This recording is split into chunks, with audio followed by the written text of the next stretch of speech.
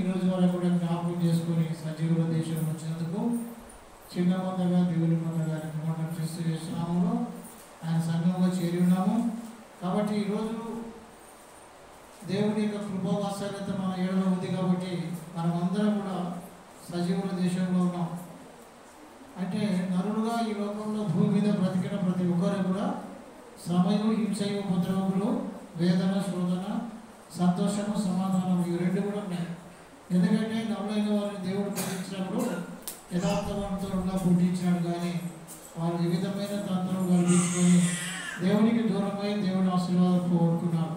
అటు వారిలో అనేక విధాలుగా బాధపడుతూ దేవుడి వైపు తిరిగి ప్రార్థన చేస్తే దేవుడు సహాయం చేస్తాడు అని ఎవరైతే విశ్వాసం ఉంచుతారో, ఎవరైతే వైపు తిరిగి ప్రార్థన ద్వారా పని కలిగిస్తారో వారందరికీ కూడా దేవుడు ఈ విధంగా సహాయం చేస్తాడు.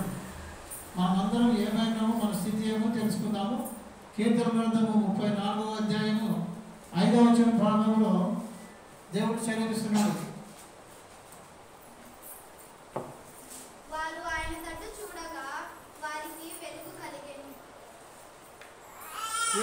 కీర్తన గ్రంథము 34వ అధ్యాయము 5వ వచనం. యెషయా కుమారుడైన దావీదు కీర్తనలో 34వ అధ్యాయము 5వ వచన భాగంలో దేవుడు సెలవిస్తున్నాడు. వారు ఆయన తట్టు చూడగా ఏమైంది? వారు ఆయన తట్టు చూడగా వారికి వెలుగు కలిగెను, వారి ముఖములెన్నడును లజ్జింపకపోవును. ఇది వారు దేవుడి వైపు చూడగా వారి ముఖానికి ఏం కలిగింది? వారికి ఏం కలిగింది? వెలుగు కలిగింది. ఆ వెలుగు కలగడం వలన వెలుగు పనులు సమస్త విధమైన మంచితనం అని చెప్పిన దేవుడు దేవుని పిల్లల ముఖం ఎట్లుంటుందంట? లజ్జింపదు. వారు ఆయన వైపు చూడగా ఏమైందమ్మా? వెలుగు కలిగెను, వారి ముఖములు ఎన్నడూను లజ్జింపలేదు, చిన్నపోలేదు, బాధపడదు. వారి ముఖం ఎప్పుడు కూడా దేవుని పిల్లల ముఖము శ్రమ వచ్చినా, హింస వచ్చినా, ఉపద్రవం వచ్చినా, వ్యాధి బాధలు వచ్చినా, ప్రతి విధమైన తొందరపాట్లు కలిగిన దేవుని ఆత్మని దీపం వారి దేహమైన దేవాలయంలో ఉంది. కాబట్టి దేవునికి ప్రార్థన ద్వారా పని కలిగించడం వలన వారి ముఖములు ఎన్నడూ కూడా లజ్జింపవు అని చెప్పారు. మన ముఖాలు అందరికీ ఒకటే రకంగా ఉండవు. ఒక్కొక్కరికి ఒక రకమైన ముఖం ఉంటుంది. ఆ ముఖాలను బట్టి వాళ్ళ మనిషి ఏం చెప్తారు. అలాగనే మనమందరం కూడా దేవుని ముఖము, దేవుని స్వరూపము, దేవుని పోలిక కలిగి జీవించే మనము దేవునికి పని కలిగిస్తే మన ముఖములు ఎన్నడూ లజ్జింపవు. మనకి ఎప్పుడు కూడా వెలుగు ఉండడము మానదు. వెలుగు ఎప్పుడు ఉంటుంది. ఎందుకంటే మనం ఆయన తట్టు చూసేవారుగా ఉన్నాం కాబట్టి ఆయన మనకు వెలుగు కలిగిస్తాడు. మన ముఖములు ఎన్నడూ లజ్జింపగా చేయడు.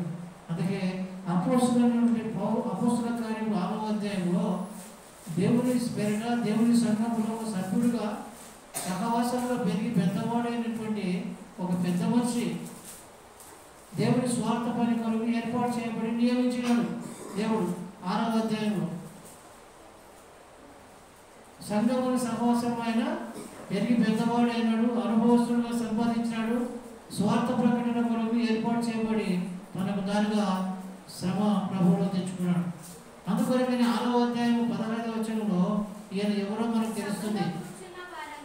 సభలో కూర్చున్న వారందరూ అతని వైపు తేరి చూడగా అతని ముఖము ఏ ముఖముది? నా ముఖమేది. అక్కడనేమో ఆయన వైపు తిరిగి చూసే వారి ముఖములు ఎన్నడూ లజ్జింపబోనుందా? అందుకొరకే ఈయన దేవుని ఆధారం చేసుకొని, దేవుని సేవను ఆధారం చేసుకొని, దేవుని మాటను ప్రకటించడానికి, దేవుని విషయంలో శ్రమపడడానికి సంతోషపడ్డాడు. కాబట్టి ఆయన మీద నిరారోపణ చేసి ఆయన సభ ఎదుట నిలబెట్టాడు. ఎవరినైనా స్టెఫెను సభ ఎదుట తీసుకుపోయి నిలబెట్టినప్పుడు శ్రమ అనుభవించుతున్న ఈ స్టెఫెను మరి సభలో ఉండి నిలబడినప్పుడు సభలో ఉన్న వారందరూ ఆయన చూసినప్పుడు ఏమైందమ్మా? అతని ముఖము దేవదూత ముఖము వలె వారికి సభలో ఉన్నవారు అతను చూశారో లేదా ఇంతకుముందు, కానీ ఇప్పుడు ప్రత్యక్షంగా స్టెఫెన్ చూడడం వలన వాళ్ళందరికీ స్టెఫెన్ ఎట్లా కనపడ్డాడు? దేవదూత ముఖం వలె అతను కనపడ్డాడు. అతనిలో ఉన్న మాట మన దేవుని మాట ఇది. అతనిలో ఉన్న మాట బ్రతికించేటువంటి మాట ఉంది. అతనిలో ఉన్న మాట ఎదుటి వారిని రక్షించడానికి వరకు ఉపయోగపడేటువంటి వాక్యమైన ధనం ఉంది. అందుకొరకే అతడు సభ ఎదుట నిలబడినప్పుడు దీన మనసు కలిగిన వాడై, యథార్థ హృదయుడై, భక్తి కలిగి, భయముతో దేవుడు తనకు అప్పగించిన బాధ్యతను నిర్వర్తించుటలో సామర్థ్యగల పనివాడిగా ఉన్నందుకు అతని ముఖము దేవదూత ముఖంలో కనపడింది. ఎప్పుడో ఒకసారి చూసిన వారి ముఖం చూస్తే దేవదూత ముఖంలోనే ఉన్న దేవుళ్ళకే కనపడినా ఉంటుంది కదా దేవదూత ముఖం. మరి నిజంగా ఈయన శ్రమలో ఉన్నా కూడా దేవుని వైపు తిరిగి ప్రార్థన చేయడం వల్ల ముఖము దేవదూత ముఖం అని ఉంది. ఈయన పడిన పాటు చాలా గొప్పది. ఈయన కూడా స్టెఫెన్ కూడా రాళ్లతో కొట్టబడిన వాడైనాడు. దేవుని సేవ నిమిత్తం పిలువబడి ఏర్పాటు చేయబడిన వాడుగా ఉండి మరి ఎన్నో రకాలుగా ప్రయాసపడినప్పుడు ఆయన అన్ని రకాలుగా మరి బాధపడినాడు. అందుకొరకు ఆయన ముఖము దేవదూత ముఖం. ఆదికాండము 33వ అధ్యాయము 5వ వచనంలో ఇద్దరు అన్నదమ్ములు కలుసుకున్నప్పుడు వారిద్దరిలో సంభాషణ ఏమిటి? 4వ వచనం 5వ వచనం 4, 5, 6. ఆయన తట్టు చూసేవారి ముఖమును ఎన్నడూ లజ్జింపకపోవును. అప్పుడు ఏశావు అతనిని ఎదుర్కొని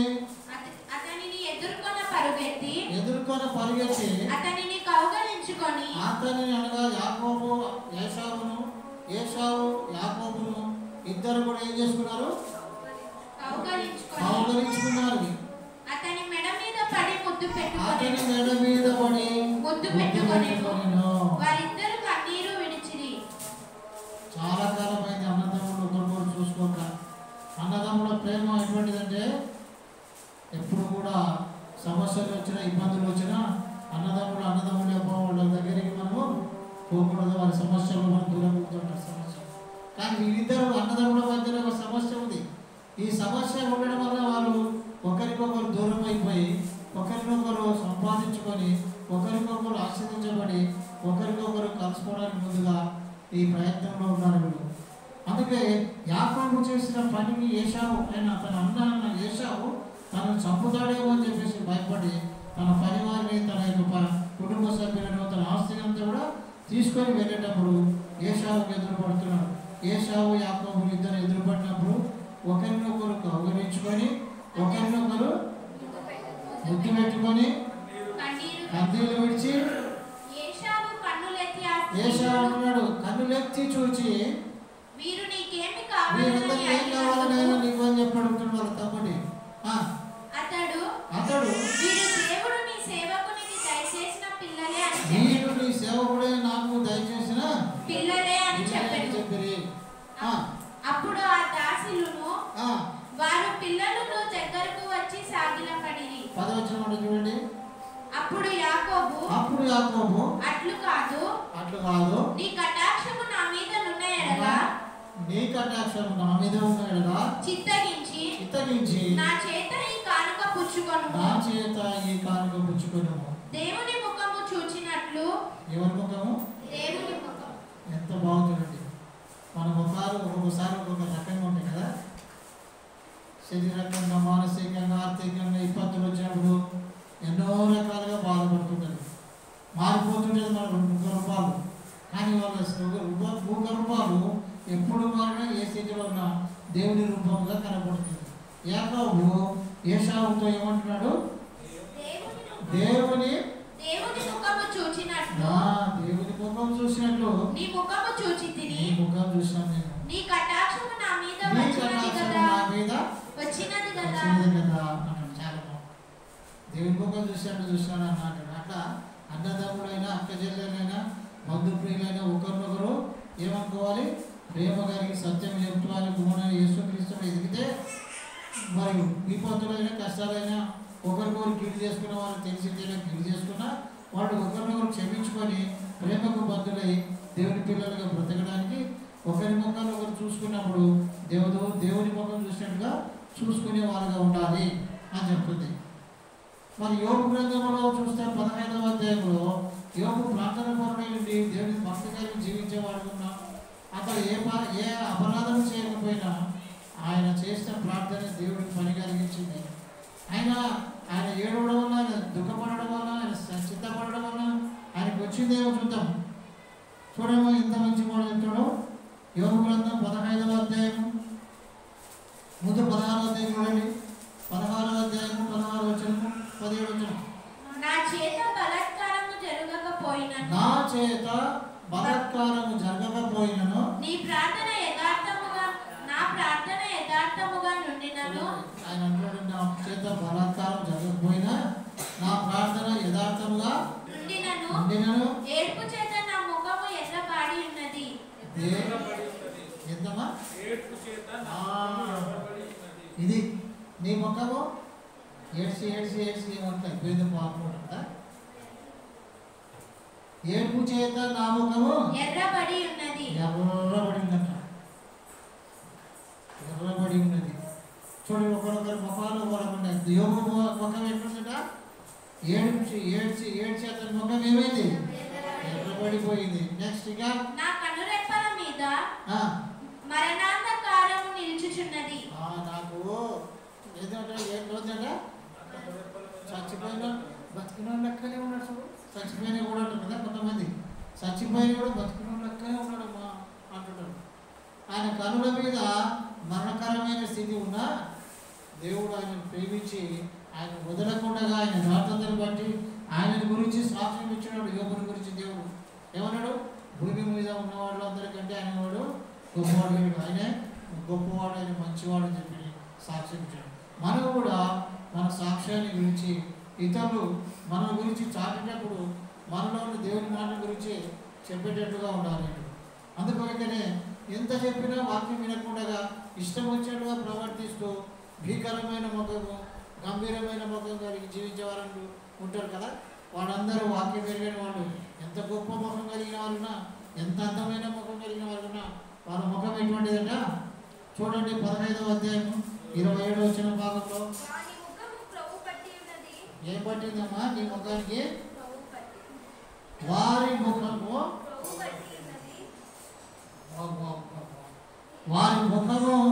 కొవ్వు పట్టింది. వారికి ఈ పక్క పక్క రెండు దిక్కులా ఏం కండలు పెరిగినాయి? కొవ్వు కండలు పెరిగినాయి.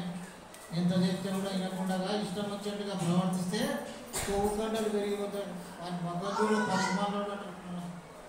మనం చేసే చెడు పనులను బట్టి, మనం ప్రవర్తించే ప్రవర్తనను బట్టి దేవుని గురించి ఏమంటే వారి ముఖం చూడు, వారి ముఖం చూడబెట్టు, వారి ముఖం దయ్యం. చాలామంది కుటుంబాలు మనుషులను చూస్తే దయ్యాల ముఖాలు రకంగా కనపడుతుంటాయి, మనుషులను చూస్తుంటే ఒక రకంగా కనపడుతుంటాడు. కానీ అనకూడదు అంటాడు. ఎందుకంటే వాడు నా స్వరూపం అంతా చేయబడ్డాడు. వాళ్ళ ఇళ్ళలో, నా ఇల్లు, మీ ఇంట్లో, మనందరి ఇళ్ళలో కూడా, లోకమంతట్లో కూడా పురుగు పట్టిన ముఖాలు కలిగిన వాళ్ళు, మనిషిని కండలు పెరిగిన వాళ్ళు అంటే ఉంటే దేవుడు ఏం చేస్తాడంటే వాటిని కరిగించేస్తాడు. అందుకే దేవుని పిల్లలుగా దేవుని మాటగా జీవిస్తే, వినే విధేయత కలిగిన మాట విని పొరిగితే, మనం బానిసలుగా ఉన్నా, ఏలుబడి చేసేవాళ్ళు ఉన్నా, దేవుడు తన ముఖ ప్రకాశమును మన మీద ప్రకాశింపజేసేవాడు ఉన్నాడని దానియేలు గ్రంథంలో చూడండి. దానియేలు గ్రంథము 9వ అధ్యాయము 17వ వచనంలో దానియేలు విధంగా సెలవిస్తున్నాడు. ఇప్పుడైతే నా దేవా, ఇప్పుడైతే మా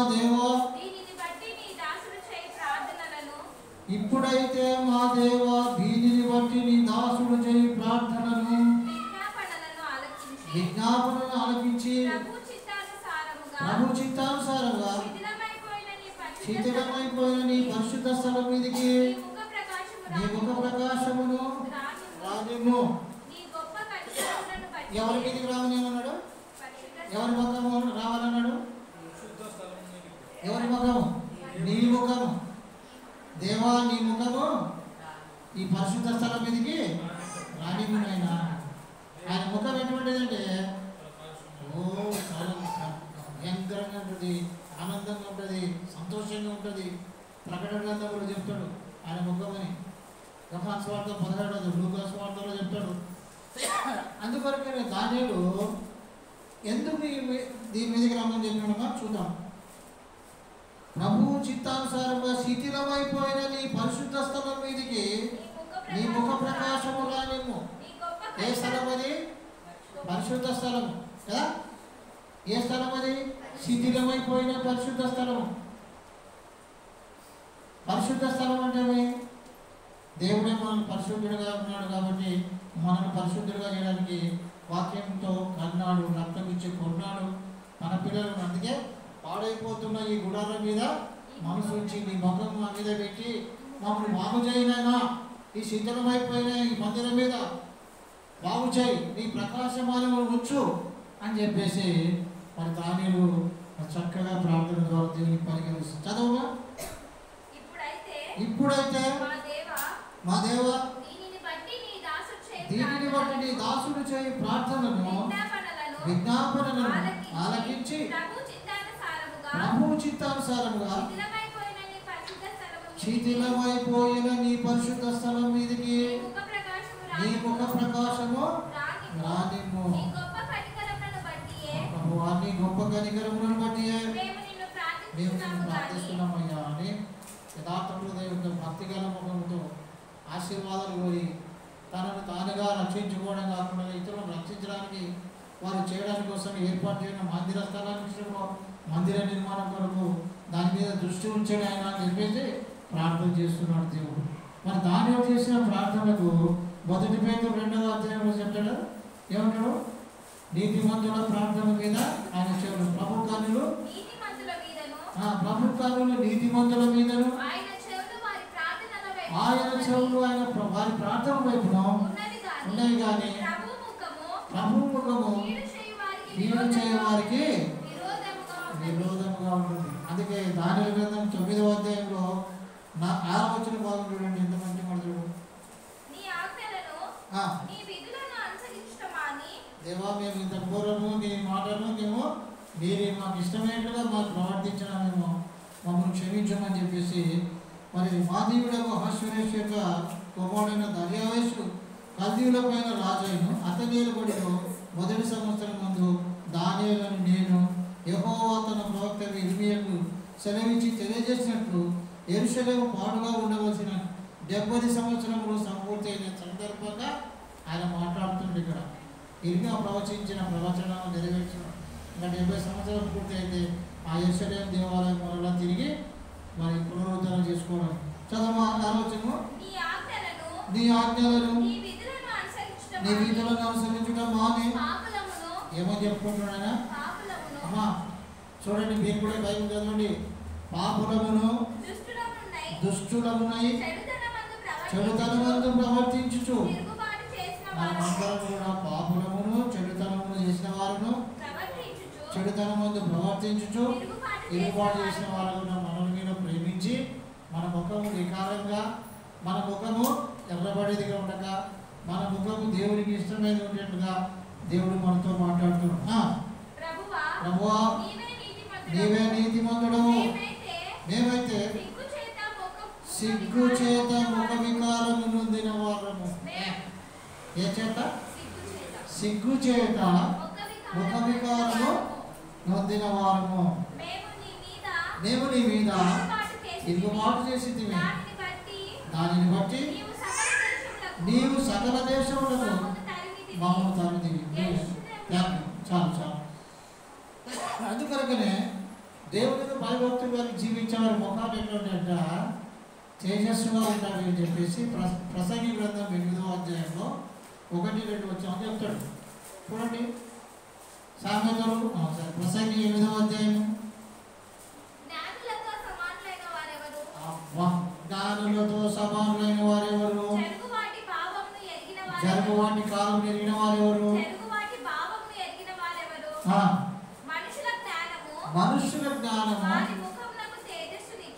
అదే మనుషుల జ్ఞానము వారి ముఖమునకు సదర్శ మనుషుల జ్ఞానం వారి ముఖమునకు తేజస్సునిచ్చును. అమ్మా దాని వలన అది ఒకటి మోటుతనం మార్చబడాలంటే ఏం చేయాలా? జ్ఞానం కావాలి. ఆ జ్ఞానం మనుషులకి ఏం చేస్తుంది? తేజస్సుని ఇస్తుంది ముఖానికి. అందుకే స్త్రీలకైనా పురుషులకైనా పిల్లలకైనా పెద్దలకైనా ఆయనది భయభక్తులు గారికి జీవించే వారికి అందరికైనా సరే వారి ముఖము తేజస్సుని ఇస్తుంది. అందరి ముఖాల కంటే భర్తకు భార్య, భార్యకు భర్త ముఖాలు ఎక్కడట మనోహరమైనవిగా ఉంటాయని చెప్తాడు. పరమగీతంలో చెప్తాడు 2వ అధ్యాయంలో తన భర్తగా తన భార్య విషయంలో నీ ముఖము మనోహరమైంది చెప్పుకుంటాడు.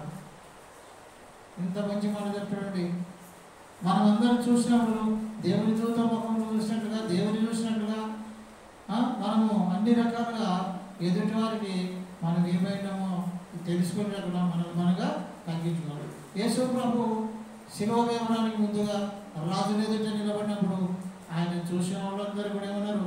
ఈయన ఏ పాపం చేయలేదు, ఈయన నిరపరాధి అయినాడు, ఈయన ధీరుడుగా ఉన్నాడు అని ఆయనకి ఏ కూడా ఆయన చేయి తలపెట్టిన చేయలేకపోయినాడు. అందుకొరకనే ఏమంటాడు? పరమగీతం 2వ అధ్యాయం. అమ్మా, భర్త భార్యను గురించి చెప్తున్నాడు ఇక్కడ.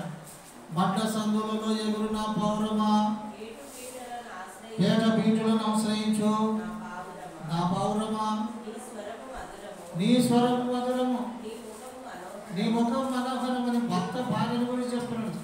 ఎవరి ముఖాలు ఎట్లుండే కానీ భర్తకు భార్య, భార్యకు భర్త ఇద్దరు ముఖాలు ఎట్లుండే? మనోహరమైనది.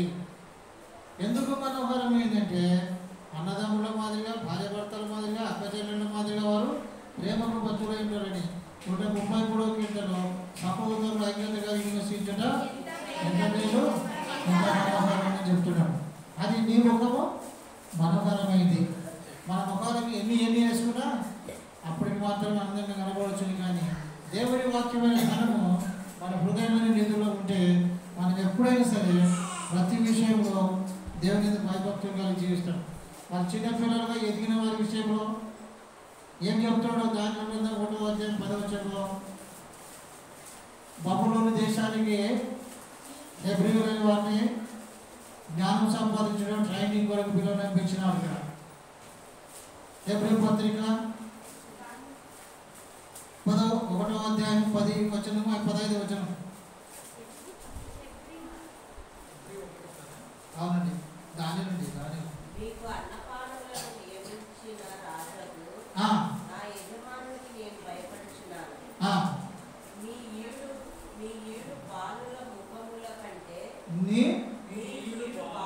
నీ ఈడు బాలుల ముఖము కంటే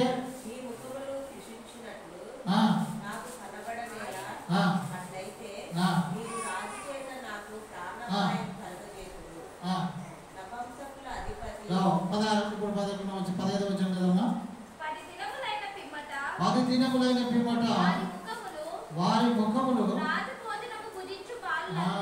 10 దినాలైన తర్వాత దేవుని సంఘములో, దేవుని కూడా క్రీస్తు సంఘంలో ఎదిగే పిల్లలు ఎవరైనా సరే ఎట్లా ఉంటారంటే ఏర్పాటు చేయబడిన స్థలంలో మీరు ట్రైనింగ్ వెళితే ట్రైనింగ్ స్థలం కాకుండా వేరు స్థలాలకు పోతారా? మీరు ఎక్కడైనా మీరు స్కూల్లో చదువుతున్నారు కదా, ఆ స్కూల్లోనే చదవాలి కానీ వేరే స్కూల్కి పోతారా?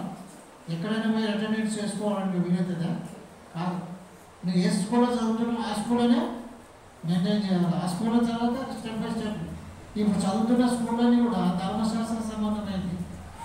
తర్వాత నువ్వు ఎక్కువ పీజీ, పిహెచ్డీ అయిపోతున్నాడు. వాటంటే నీకు ఎంటర్ అంతే పెద్ద చదువు కాబట్టి కొత్త నిబంధన అది. 10 దినములైన పిమ్మట వారి ముఖములు రాజభోజనము భుజించు బాలులందరి ముఖము కంటే సౌందర్యముగాను కలగాను కనబడగా రాజు వారికి ఏర్పరిచిన భోజనమును పానము కంటే ద్రాక్షరసమును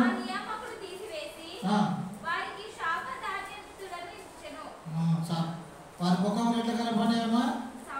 బబులోను దేశంలో ట్రైనింగ్ వెళ్ళిన వారి ముఖం ఎట్లా కనపడేవి? Very good. నీ ముఖం నా ముఖం ఎట్లుండాలా? సౌందర్యంగాను కలగాను వికారంగా ఉన్నా సౌందర్యంగాను కలగాను ఆనందంగా మనోహరమైనదిగా ఉండేట్టుగా దేవుని వాక్యాన్ని ధనం ఉంచుకొని మనం ప్రభు కార్యాభివృద్ధి నమ్మిన మనం పడిపోకుండా జాగ్రత్తగా బ్రతుకుదాం. అంతవరకు దేవుని సన్నిధి మనతో ఉండలాగా ప్రార్థన జీవితం గడుపుదాం. ఓకే, ప్రార్థన చేసుకొని ముగించుకుందాం. పరలోకమందును భూమి మీద నాకు సర్వాధికారం ఇవ్వబడింది సెలవిచ్చిన దేవా, మీకు వందనాలు. మన శ్రమకాలంలో కష్టకాలంలో ఉన్న మేము సంతోషంలో సమాధానంతో ఉన్నా మేము మరవకుండా మీ వైపు తిరిగి మేము ప్రార్థన చేసే వాళ్ళు ఉండి మా ముఖము నిన్నడు లజ్జింపక మా మీద మీరు వెలుగును ప్రకాశింపజేసి మా నివాస స్థలముల మీదను మేము ఆరాధించే స్థలాల మీదను మీరు దృష్టి ఉంచి మా ప్రార్థన మీరు అంగీకరించి మీ దేవులను సమకూర్చినప్పుడు మా ముఖములు కలగాను మా ముఖములు తండ్రి అన్ని విషయంలో కలగా ఉన్నట్లుగా మీ కృప కలగడానికి అనిపించండి. మరి పురుషుడు భార్యకు, భార్య పురుషుడికి ఏ విధంగా ఒకరు మరి మనోహరమైన వారు ఉంటారో మేమందరం కూడా మీకు ఇష్టమైన బిడ్డలుగా జీవించి మనోహరమైన ముఖం కలిగిన వారుగా, ప్రేమ కలిగిన ముఖం కలిగిన వారుగా, ఆత్మీయ జీవితం కలిగిన ముఖం కలిగిన వారుగా జీవించడానికి సహాయం దయచేయండి. చేరవచ్చిన మీ దాసులను చిన్న బిడ్డలను, వృద్ధులను, బాలులను లైబ్రరీలో ప్రతి ఒక్కొక్కరిని పేరు పేరును జీవించి ఇంతవరకు ఆదరించేది కానీ మీరు అక్కడ వచ్చే వరకు మా జీవితకాలం ముగించారు. మీ కృపాక్షేమమును మా అందరి వెంట వచ్చినట్టుగా వేరే చేత మా హృదయాలను ప్రత్యేకించి మహిమ పొందమని క్రీస్తు యేసు నామములో ప్రార్థించి వేడుకుంటున్నాము తండ్రి. ఆమేన్. అందరికీ వందనాలండి. అందరికీ వందనాలు.